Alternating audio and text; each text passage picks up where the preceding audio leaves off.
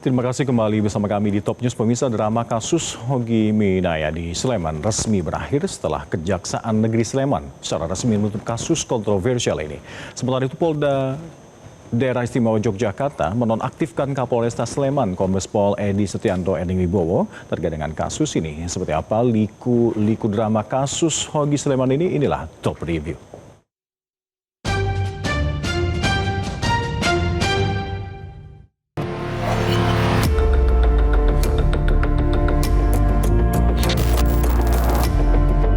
Kabar mengejutkan datang dari Polda Daerah Istimewa Yogyakarta Jumat 30 Januari 2026.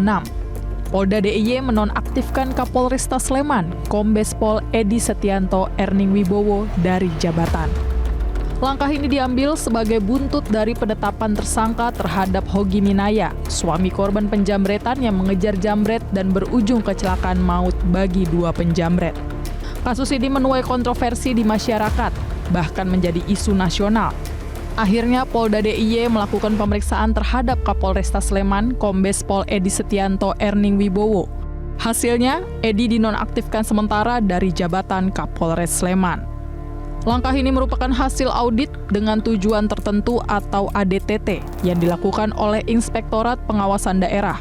Salah satu temuannya adalah dugaan pelanggaran terkait dengan pengawasan yang tidak dilakukan oleh Kombes Edi sebagai Kapolres hingga menimbulkan kegaduhan kepastian hukum. Saya selaku Kapolda Daerah Istimewa Yogyakarta telah menonaktifkan Kapolresta Sleman Kombes Pol Edi Setianto terkait dengan temuan hasil audit dengan tujuan tertentu yang dilakukan Inspektorat Daerah dipimpin langsung oleh Pak Irwasda.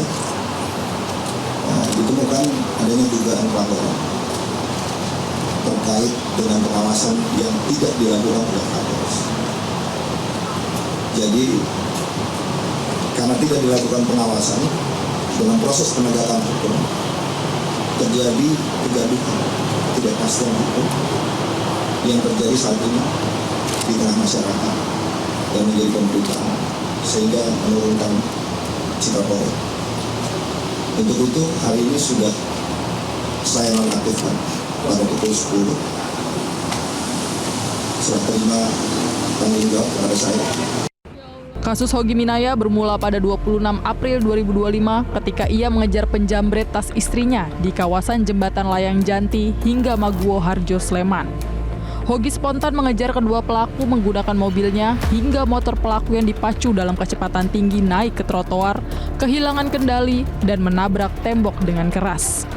Akibat benturan tersebut, kedua pelaku berinisial RDA dan RS asal Sumatera Selatan terpental dan dinyatakan meninggal dunia di lokasi kejadian.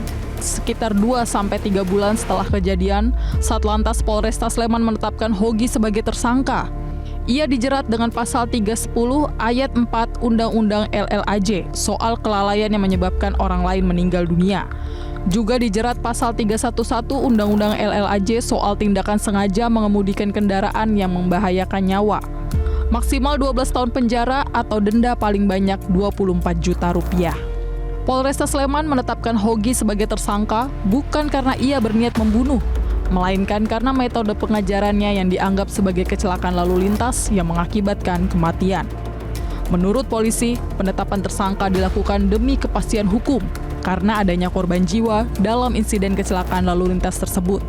Namun publik dan Kompolnas memberikan kritik tajam atas penetapan tersangka tersebut. Publik mengecam langkah Polresta Sleman. Yang membuat publik miris adalah Hogi harus mengenakan gelang GPS di kakinya sebagai syarat tahanan kota, seolah-olah ia adalah pelaku kriminal kelas berat. Padahal ia adalah korban penjamretan. Kasus ini menjadi perhatian luas masyarakat dan menjadi isu nasional. Bahkan Ketua Komisi 3 DPR RI, Habibur Rahman juga angkat bicara. Dia khawatir dengan penetapan tersangka Hogi, masyarakat akan takut mengejar penjahat sebab jika terjadi kecelakaan pada penjahat, masyarakat bisa dijadikan tersangka. Ya, kami ingin Pak Hogi mendapatkan keadilan dan kami ingin juga masyarakat tenang. Jangan sampai kalau nanti ada terjadi penjambretan, masyarakat tidak mau mengejar si penjambret yang lari menggunakan motor. khawatir kalau si jambretnya nabrak ya atau celaka ya, maka masyarakat yang akan disalahkan. Komisi 3 DPR akhirnya menggelar rapat secara khusus bersama Kapolresta Sleman Kombes Pol Edi Stianto Erning Wibowo, Kepala Kejaksaan Negeri Sleman Bambang Yunianto, serta Hogi dan istrinya. Ketua Komisi 3 Habibur Rahman menilai penanganan kasus Hogi yang dilakukan Polresta Sleman bermasalah. Ia minta kasus ini dihentikan demi hukum dan tidak perlu ada restoratif justice. Saya pagi tadi, Pak Kajari, saya berkomunikasi dengan Pak Jampitsus. Ya. Kalau ini saya yang ngomong Ketua Komisi 3 di ruang resmi Komisi 3, saya nggak mungkin bohong. Saya katakan gimana solusinya Pak? Solusinya RJ, tapi ada keluarga korban, keluarga si penjamret ini, kuasa hukumnya ada tuntutan semacam uang kerohiman. Astagfirullahaladzim. Ini orang sudah kebalik-balik logikanya Pak. Sulit sekali kami menjawab masyarakat. Nanti kalau ada maling, nggak usah kita kejar. Sebab kalau kita kejar dia nabrak sendiri, kita jadi tersangka. Jadi saya ngomong dengan Pak Jampidum. Pak. Udah Pak, saya bilang KUHP baru ada solusinya. 65 huruf M jelas bisa dihentikan demi hukum. Nggak perlu RJ kalau kayak begini Pak. Mantan Kabareskrim Polri, Susno Duaji juga setuju bahwa kasus ini tidak memerlukan restoratif justice. Sebab yang dilakukan Hogi adalah untuk menyelamatkan harta benda dari penjamret. Ini tak perlu nunggu restoratif justice. Polisi diberi kewenangan untuk menyidik terbukti apa tidak pasal yang disangkakan. Pasal yang disangkakan jamret, ya terbukti. Jamretnya dikejar. Orang ngejar jamret untuk menyelamatkan harta benda dan menyelamatkan nyawa, itu nggak bisa dihukum. Nah, kemudian kecelakaan lalu lintas dituduhkan.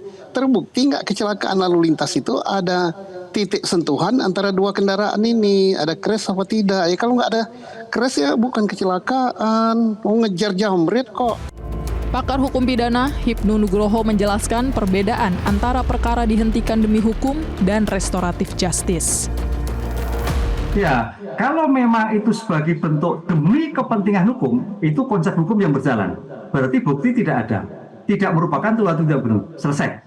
Tapi kalau itu dihentikan demi restoratif justice, adalah dihentikan demi kepentingan sosial, maka mau tidak mau selain permaafan dari para pihak, ada ganti rugi yang ditimbulkan akibat kejadian tersebut. Nah, disinilah yang kemarin Komisi 3 tidak menghendaki.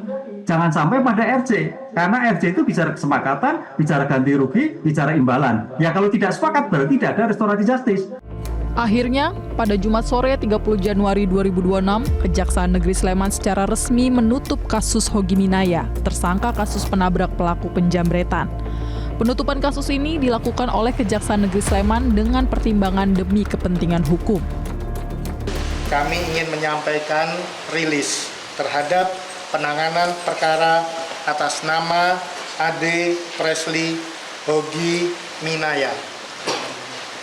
Berdasarkan kewenangan yang diberikan undang-undang, maka saya, Kepala Kejaksaan Negeri Sleman, selaku penuntut umum, mengeluarkan surat ketetapan penghentian penuntutan nomor TAP garis datar 670 garis miring M.4.11 garis miring EOH.2 garis miring 01 garis miring 2026 atas nama tersangka Ade Presley Hogi Minaya. Kasus ini bisa menjadi cermin bagi aparat kepolisian dalam penanganan sebuah perkara. Jangan sampai penanganan yang salah justru menimbulkan masalah baru.